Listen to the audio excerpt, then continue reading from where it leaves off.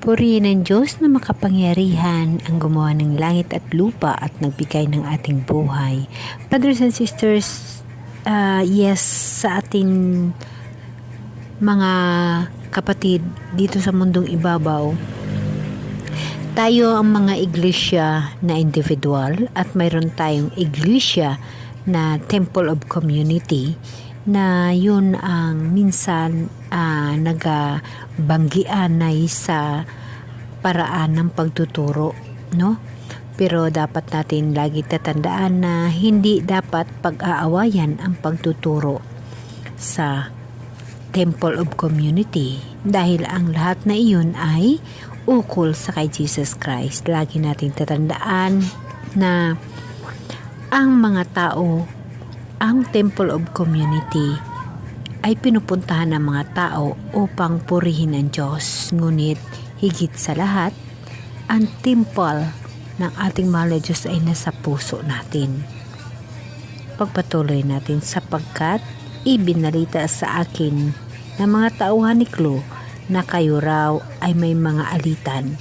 Hindi maiwasan mga kapatid na sa mga religious mayroong mga alitan, ngunit iwasan ho natin yan. Dapat natin alalahanin na walang reliyon ang makaligtas sa atin kundi kung anong laman ng ating puso. Ipagpatuloy natin. Ito ang tinutukoy ko. Sabi ng isa, kay Pablo ako. Sabi naman ng isa, ako'y kay Apolos.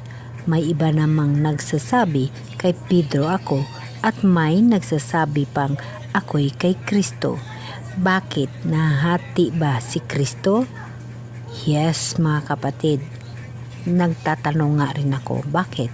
Kailangan natin hati-hatiin ang pagturo sa mahal na Diyos. Nahati ba si Kristo? No? Napakaganda. No? Si Pablo ba ang ipinako sa cross para sa inyo? Binautisuhan ba kayo ng pangalan ni Pablo? Diba, mga kapatid? Si Jesus Christ pa rin ang tinuturo sa temple of community. Lagi nating tatandaan na ang Diyos nagpadala ng mga anghel na nagre-represent na nagtuturo sa bawat temple of community. Ki pastor ka man, ki pari ka man, ki anuman nga katungkulan ang iyo na nag-aalagad sa Diyos sa pamagitan ng temple of community. Yun ho yung atin isa sa dapat respetuhin dahil na ang Diyos pa rin ang pinag-uusapan sa bawat temple of community, no? Ipagpatuloy natin. Verse 14. Salamat sa Diyos at wala akong binautisuhan sa inyo kundi sina Crispo at Gayo. No, itong mga tao na nakabanggit dito ay mga alagad din ito ng mahal na Diyos na nanampalataya rin sa Diyos. Kaya't walang makapagsabing kayo'y binautisuhan sa ngalan ko. Lagi natin tatandaan na binautisuhan tayo sa pangalan ni Jesus Christ. So, ipagpatuloy natin sa verse 16. Maalaala ko nga pala, binautisuhan ko rin ang sambayanan ni Estefanas. Maliban sa kanila'y wala na akong natandaang binautisuhan ko. Sapagkat sinugo ako ni Kristo hindi upang magbautiso kundi upang mangaral ng mabuting balita. Yun ang sabi ni Pablo. So si Pablo ay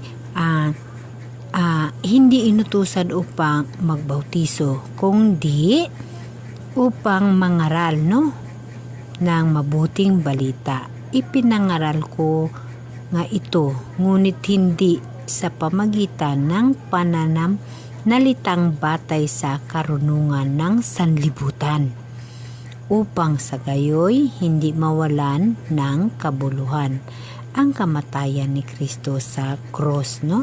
Ito ay pinangaral niya. Totoo, brothers and sisters, pag lagi nating sundin ang buhay sa mundo o ang katalinuhan sa mundong ibabaw wala ho tayong mapapala dahil lahat ho yun kamalian. Isa lamang ang katalinuhan na ibinigay ng Diyos o mula sa Diyos. Yun ang pinapangaral ng ating mga apostoles. So ipagpatuloy natin sa verse 18. Si Kristo ang kapangyarihan at karunungan ng Diyos. Yes, dahil alam naman natin na ang mahal na Diyos ay nagpakatao sa paraan ni Jesus Christ at niligtas tayo sa ating mga kasalanan. Ipagpatuloy natin sa mga napapahamak ang aral tungkol sa pagkamatay ni Kristo sa cross ay kahangalan, no? Ngunit sa atin na mga inililigtas, ito'y kapangyarihan ng Diyos, sapagkat nasulat, sisirain ko ang karunungan ng marunong at pawawalang kabuluhan ang katalinuhan ng matalino. Ano ang kabuluhan ngayon ng marunong ng mga iskriba, ng mahuhusay na debatista sa daigdig na ito? Ipinakilala ko ng Diyos na ang karunungan ng sanlibutang ito ay kamangmangan. Tama. Alam niyo ba mga kapatid, ang katalinuhan dito sa mundong ito, karamihan ay ginagamit sa hindi magaganda, Kagaya lamang na nag-iipon sila ng kayamanan dito sa lupa. Mga kapatid, dapat nating tatandaan na ang iipunin natin kayamanan sa langit, Ipagpatuloy natin. Sapagkat ayon sa karunungan ng Diyos, hindi niya itinulot na siya'y makilala ng tao sa pamagitan ng karunungan ng sanlibutang ito. Sa halip, minarapat niya ang mga nananalig sa kanya'y iligtas sa pamagitan ng mabuting balita na aming ipinangaral, ngunit ipinalalagay naman ng sanlibutan na isang kahangalan.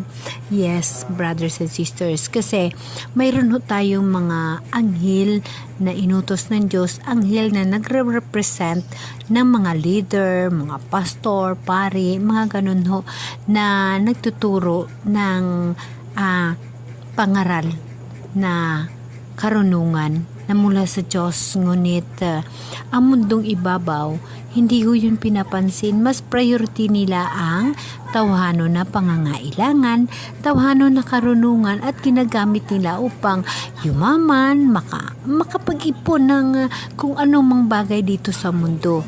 Mga kapatid, lagi natin tatandaan, again, huwag kang mag-ipon ng kayamanan sa lupa. Ang ipunin mo ang kayamanan sa langit, At of course, para matututo tayo na maunawaan ang mga mabuting balita na yan ang kagustuhan ng ating na mahal na Diyos, magbasa ho tayo ng Bible or makinig tayo sa mga tao na nagbabahagi ng pagsaksi sa kaburunungan ng mahal na Diyos at sa kabutihan ng mahal na Diyos. Kapatid, pag inuna mo yung Diyos, panalo ka. Okay, pagpatuloy natin. Dito, ang mga Hudyo humihingi ng kababalaghan, bilang katunayan, karunungan naman ang hinahanap ng mga Grego. Ngunit, ang ipinangaral nami si Kristong ipinako sa cross, isang katitisuran na mga Hudyo at kahangalan para sa mga hintil. Subalit sa mga tinawag ng Diyos, maging Hudyo at Grego, si Kristo ang makapangyarihan at karunungan ng Diyos, sapagkat ang inakala nilang kahangalan ng Diyos ay karunungan higit kaysa lahat ng karunungan ng tao, at ang inaakala namang kahinaan ng Diyos ay lakas na higit na lahat ng kalakasan ng tao. Mga kapatid, alalahanin ninyo ang inyong katayuan nang kayo'y tawagin ng Diyos. Iilan lamang sa inyo ang sa paningin ng sanlibutan na marunong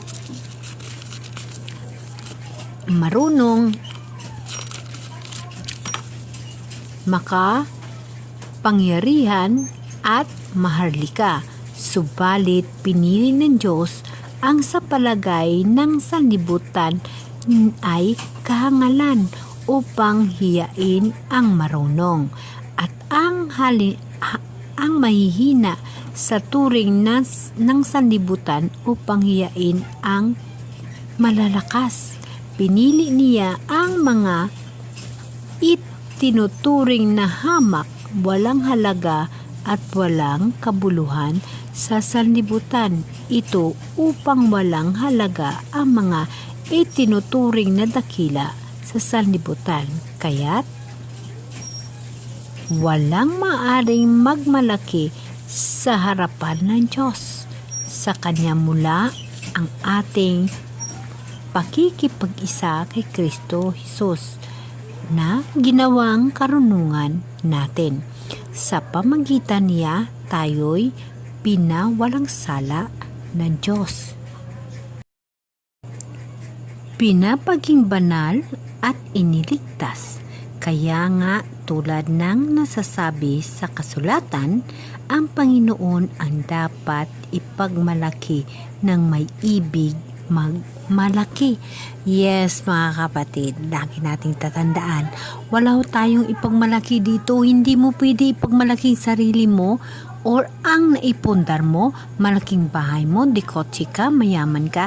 Hindi mo pwede ipagmalaki yan. Dahil yan lahat ay hiram mo lamang sa Diyos. Ang dapat mo ipagmalaki, ang kabutihan at ang ginawa ng Diyos sa iyo. Ano bang ginawa ng Diyos sa iyo? Yun ang pinakamalaki na ipagmalaki mo. Ang mga kotse, bahay, kayamanan, wala ho yun. Ipagmalaki mo yun sa mata ng tao na sa paligid mo. Ano ipinagmalaki mo kay Jesus? Wala. Hindi ho yun importante sa mahal na Diyos.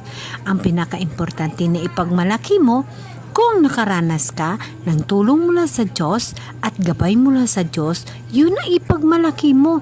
Yun ang pinaka-importante na hinahanap ng Diyos, na siya ang ipagmalaki mo dahil sa gabay niya, nagampanan mo ang obligasyon mo sa mundo. Lagi mong tatandaan, inuulit ko bilang tao, huwag kang mag-ipon ng kayamanan sa lupa dahil yun lahat ay iiwanan mo. Mag-ipon ka ng kayamanan sa langit dahil mamamatay ka at doon ka pupunta. Paano ngayon kung wala kang naipon? Anong pupuntahan mo doon? Yun ang buhay na walang hanggan. Dahil ang buhay dito sa lupa ay may hangganan. Mamamatay ho tayo, kapatid. Ngunit ang pangako ng mahal na Diyos na unang naging saksi si Kristo ay nabuhay muli mula sa mga minatay. Yun ang buhay na walang hanggan na kung saan pag tayo'y magtatagumpay ng buhay dito sa mundong ibabaw, makasama natin ang Diyos sa buhay na walang hanggan. So kung ikaw ay nasa buhay na walang hanggan at wala kang naipon sa langit, edi mahirap ka doon, di ba? Ganon, kapatid. Kailangan sa puso't isip mo, ipagmalaki mo ang Diyos at mag-ipon ka ng kayamanan para sa Diyos para pagdating ng araw ng paghukom at tayo'y mamamatay, mayroon na tayong naipon sa langit. Mayroon tayong pupuntahan doon. Kasi andito sa lupa, iiwanan natin yon. Bakit? Hindi ka ba mamamatay? Lagi mong tatandaan yan. Pag mamamatay ka at wala kang ipon sa langit, edi wala ka. Ang inipon mong pinaghirapan mo dito sa lupa, iiwanan mo yun, kapatid. Kaya hindi mo pwede yan ipagmamalaki sa Diyos. Ang ipinagmamalakihan mo, ang kapwa mo tao, ay wala ho yun. Away lang aabutin mo, inggit pa. Kaya dapat mong iisipin na ang ipagmalaki mo kung anong ginawa ng Diyos sa buhay mo at kung ano ang nagawa mo para sa Diyos. Ang Diyos ang ipagmalaki mo, hindi ang naipon mo. Again, kapatid, inuulit ko, pag tayo'y mamamatay, hindi ka tatanungin ng mahal na Diyos kung anong naipundar mo at kung anong nagawa mo sa bahay mo, sa kaari-arian mo. Wala ho yun, kainiwanan mo yun. Ang dala mo ay yung puso mo, ang espiritu mo. Dahil ang espiritu ng Diyos, iniwan niya sa puso natin.